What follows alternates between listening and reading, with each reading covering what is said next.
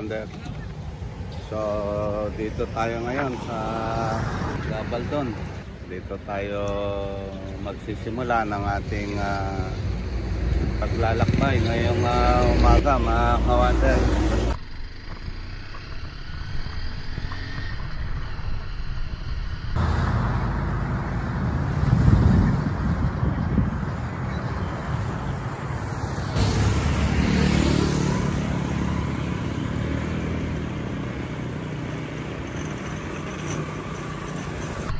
Makulimlim mga panahon dito. Ang oras natin ay alas 10:17 na. Mabagal lang kasi yung takbo natin kanina, mga kawander. Hindi naman natin pinaspasan. So, dito tayo sa Laor, dumaan kanina, mga kawander. Medyo may mga ginagawa pero walang mga sasakyan, kaya mas mabilis magbiyahe. So first time natin na daanan yung lugar na to, mga kawander. Dami nilang mga people, mga produkto nila dito. Gabaldon, 16 kilometers. Oh, malayo-layo pa pala yung bayan ng Gabaldon. Napakalakas ng hangin dito sa Gabaldon, mga kawander. Makulimlim dahil siguro doon sa LCA in-announce kagabi sa Marting Iloilo. Apektado rin yung lugar na ito. Magandang magbiyahe kasi hindi siya mainit. Lang, hindi natin alam kung kailan uulan. Kaya siyempre, suot na naman tayo ng mga kabote at kabotan. Basta ganyan yan, mga kawander. Sitaw, oh. Ang gutom ng mga sitaw nila. Dami. Buhay, kalabasa. Ganda. Ganda ng tanawin, guys. Kawander, yung sitaw talaga nila, ay grabe, oh. Nakakatuwa. Ocean City, oh, dami. Meron din silang dito, paliguan. Ayan, ako. Pag weekend siguro yan, daming tao. The beauty of nature. Woo! Grabe. Yung bunab, bumabanat sa bundok. Meron pa tayong 12 kilometers, mga kawander, hanggang doon sa bayan ng Gabaldon. Parang daming sitaw talaga, grabe, oh. Inis ko yung mga tanim ko nung araw. Saka yung tanim ni nanay sa bukid. Ganda na ang punong kahoy na yan, noong mulaklak. Lalo siguro pag nagsabay-sabay na namulaklak yan, ang ganda niya. So, okay. Kala mo, diretso ka na sa bundok. Tapos may tunnel. Tatagos doon sa kanila. Shout out kay Tony Rabs. Dito na ako sa lugar mo, Rabs. Gabaldon. Sarap sa mata yung kulay green, mga kawan. So lalong-lalong ngayon at nagtatagulan na. So nagiging healthy na yung mga puno at mga damo. Ay yung paligid talagang green na green. Doon sa bago Gabaldon Oil, yung mga farmer doon nakapagtanim na. So dito naman sa side na to, parang hindi pa sila nakapagtanim. So iba't ibang buwan din yung pagtatanim nila dito ng palay, mga kawander. Hindi rin sila sabay-sabay. Depende siguro yan sa irrigation, yung tubig. Ito yung bayan ng Gabaldon, mga kawander.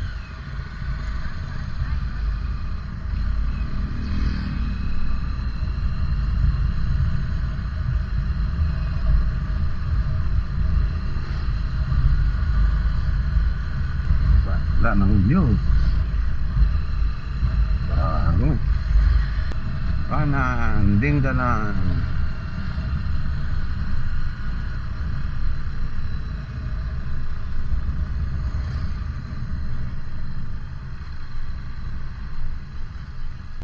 Dingalan, 12 kilometers. Malapit na.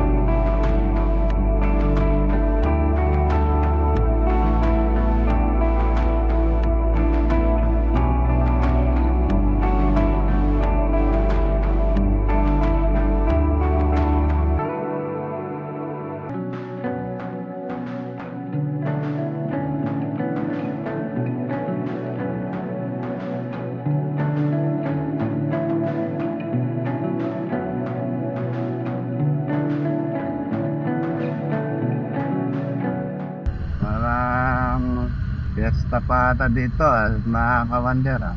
Sa probinsya namin, pag may mga ganyan-ganyan, ibig sabihin, fiesta ng bayan. Kundi ngayon, malapit na yung ano.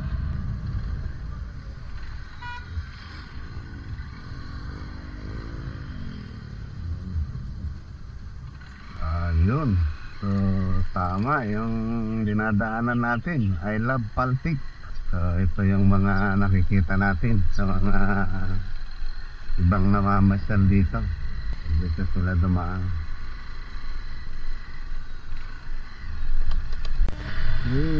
Mame! Ayos ah. Pakyat na naman tayo mga kawander.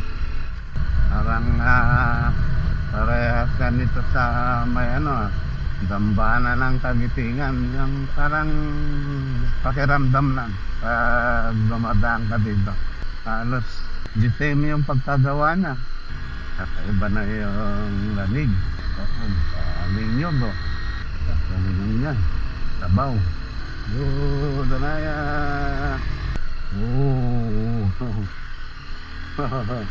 Ayan o. Parehas na parehas yung senaryo. Grabe. Parang sabihin mo, parang nadaanan ko na to. I love Uno. Taas. Grabe. Wow. Grabe. Kung kada makita mo yung view, mga kawander, wala ka nang ibang masasabi kundi, ganda. Ang ganda nga naman. Grabe. Grabe. Javier, Biodet, Dingalan. Wow. Ganda.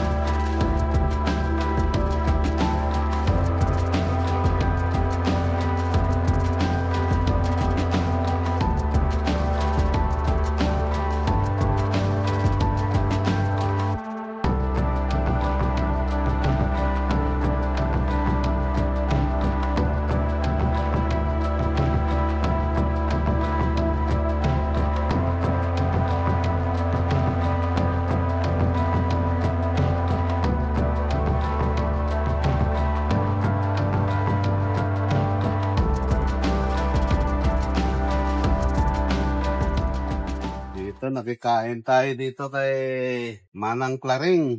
Pagano ka, Manang? Isabela dito eh. Barangay Palte. So, agaw-awit ka man ka. Di Malen. Maram. Alas 5. Magsara reto din.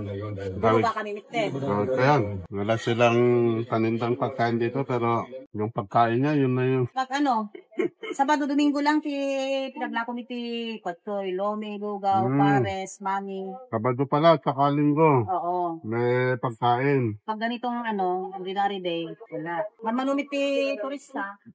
Pag weekend, marami. Kaya natanong ko kung taga saan si ate kasi may yung sinigang niya. Sinigang ito Manang lang. Yung sinigang na dati luya na. Ilocano lang gumagawa. May kanti lang siya. Ilocano lang. Pag pumunta ka naman ng South, tanglad ang gagamitin nila. Tanglad. Pag pitpit pa lang yan ng luya, Ilocano na. O, ayan o. Talagang hindi na nakalagay sa mangkok. Direkta na. Ulam niya to eh. Ulam na tayo mga kawander. Ngayon ko lang napansin. 2 kutsara pala doon. Nagdayumot ko na kay kamangan yun ah. Inuwag paspasyara. Video ako mo ito na. Saka i-vlog ko mo ito na. Hindi pinakadanunam. Kasi dyan lang eh. Hindi na andang kayo nag-awid dyan kan. Nag-aning. Gana di natay ni lakay ko. 2010. Tapos natay na ko. Di lang sa nga tawin. Di siya pinag-awid ko dyan. Sabela. Ito yun ah. Hindi dalan mo pa dyan. Oo. Rangkay nalpas. Nalpas ti dalan eh. Yung rangkay lang ti ang panganalpas. Kitak man, siripot man. Apay na dyan, lighthouse na dyan, tawanang mabaling niya mapanan. Mabala, bangka ka. Bangka. Saan kumakayam? Yepit Airport. Ijay, baba. Okay. Yun pala yun. Sabi ko may mga tao. Lapin ta si dyan. Bangka, Sangaribo. Sangaribo. Nung sapa ko kuma, nati-join ka kumatibigat. Joiner, ano?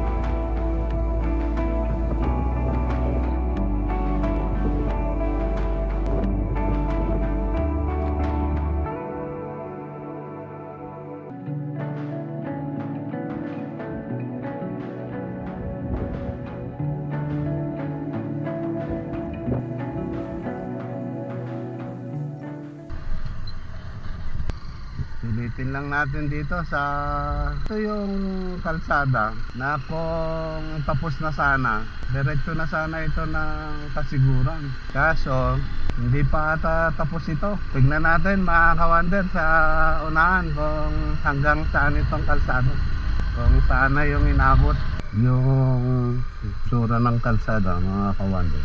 Hindi gaanong dinadaanan. Tignan natin kung hanggang saan ang inabot nito. Gaan palayo. Mahaba-haba na rin pala ito, mga kawander. Landslide. Kotse pa dyan. Ang ganda. Mahaba-haba na rin pala ito.